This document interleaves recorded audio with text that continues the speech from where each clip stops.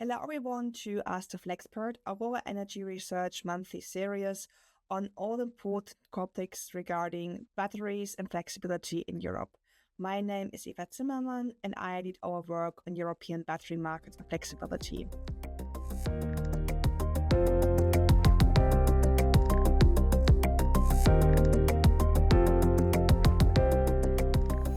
Today, I would like to talk about batteries in the Netherlands. And for this, I'm joined by Simon De Clercq, who is research lead for Netherlands and Belgium at Aurora. Thanks for being here, Simon. Thanks for having me. So let's dive right in. If we look at the Netherlands, we have a lot of renewables being installed that cause a lot of negative prices and also a lot of very deeply negative prices. In addition to that, we have very high ancillary service prices leading to very good ancillary service revenues. So it sounds like the best place for batteries to be at revenue-wise. That makes me wonder, why aren't more market participants attracted to BESS battery investments? Yeah, that's a really good question, because if you indeed look at the revenue side, BESS revenues in the Netherlands are among the highest in Europe, mainly due to high wholesale market spreads, also quite liquid wholesale markets, as well as interesting ancillary service market prices. But the real issue with batteries in the Netherlands is related to the grid. Mm-hmm. If you say it's related to the grid, is it the issue of getting a grid connection, or is it just really expensive to use the grid? Well, actually, it's both. So it's difficult to get a grid connection in the Netherlands. If you look at capacity availability maps that are made available by the TSOs and DSOs, you see that almost the entire country turns red. But also, the cost of using the grid is really quite high. So whereas in Belgium and Germany, there's exemptions in place whereby batteries don't need to pay for grid fees. In Netherlands, this is not the case. And as a battery, you need to pay fully for the offtake of energy from the grid. If you say it's really high, could we put a number to it? How much would a battery pay per kilowatt per year?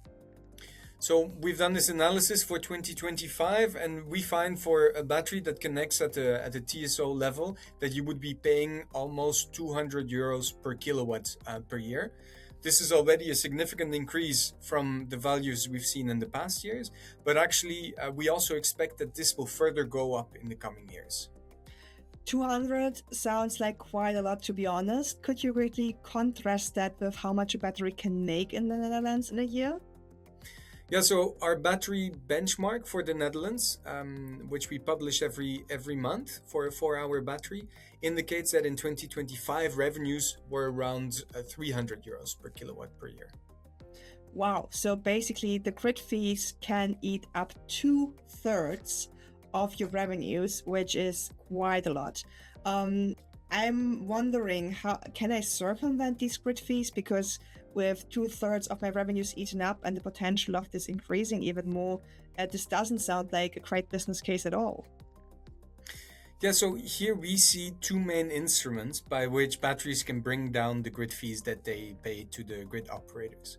The first one is the non-firm connection agreement framework that the Netherlands has been implementing.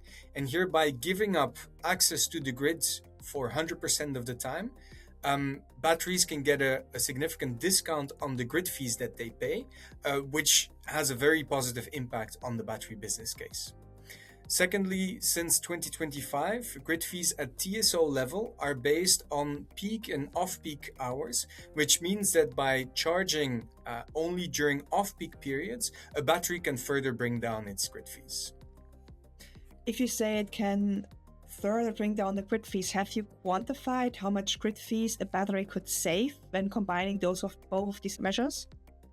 So if you combine a non-firm connection agreement with the optimized dispatch under the time of use, you can bring down grid fees by over 60%. So I think it's really good news that these measures actually cut grid fees more than they cut into revenues.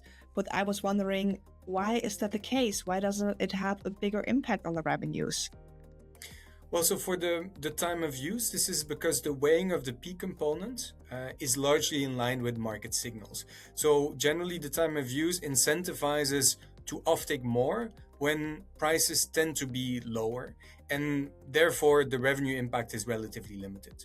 For a non-firm connection agreement, it's a bit more difficult because here will depend on the location of the battery and also on which specific curtailment pattern applies in this location. Here we've done a wide range of sensitivities, and since the reduction in grid fees of a non-firm connection is almost half, under almost all assumptions, we find that the reduction in costs is much larger than the reduction in revenues. So if you combine the time of use tariff, non-firm grid connection, you would actually have a good business case. That's really good news. But at the beginning, you also mentioned that it's actually quite difficult to even get onto the grid. Could you shed some more light on that? Yeah, so in the Netherlands, if you look at the connection availability maps, almost the entire country turns red. We've been looking at this for several years now, and over the past 2 years, we've seen the maps getting redder, which means that less capacity is available. This means that for a battery, it just becomes very difficult to find a place where you can connect to the grid. And is there any way of jumping the queue? I mean, in other markets, you can, for example, connect to an existing renewable, or there is a process of prioritizing projects that are good for the grid. Is there something similar in the Netherlands to get your project in the front of the queue? Yeah, so for this, there's good news in the Netherlands. The regulator, ACM, only last year implemented a new prioritization framework in which congestion softeners get priority in the grid queue. What this requires is that you participate in a capacity steering contract in which a battery receives a remuneration to react to signals sent by the grid operator to alleviate grid congestion. And the prioritization framework is such that the cheaper you're willing to provide these grid services, the higher the priority you get in the grid queue. So this is a big enabler for batteries to have quicker access to the grid. So what I get from that, you need a non-firm connection agreement. You need a time of use tariff. You need one of these capacity steering contracts to make a business case in the Netherlands. It is possible, but you really need to understand all of these different instruments and regulations very well. Yeah, that's a very good observation, and I think in the past years and months we've been looking very closely at all of the instruments that have been that are being implemented in the Netherlands, and we've also developed a lot of tools to really quantify what this now means for a battery investment case. Sticking to reforms, policy, and instruments, is there anything on the horizon we should watch out for? Yes, so we expect more work on non-firm connection agreements across different levels of the grid. So we especially expect this to develop more on the DSO level, where currently there's still operational constraints. Secondly, there's also a big discussion in the Netherlands ongoing related to generator grid fees, in which generation will need to start paying grid fees for injecting into the grid. And here, depending on how batteries are classified in the system, this could also have a big impact on the grid fees that they pay and could potentially lead to much lower grid fees than the ones they currently see. Thanks a lot, Simon, for this chat on battery storage in the Netherlands. I learned a lot today. If you have any questions on our products or analysis and our services, please reach out and hope to see you next time. Yeah, thank you, Eva. Thank you for having me. It was a pleasure.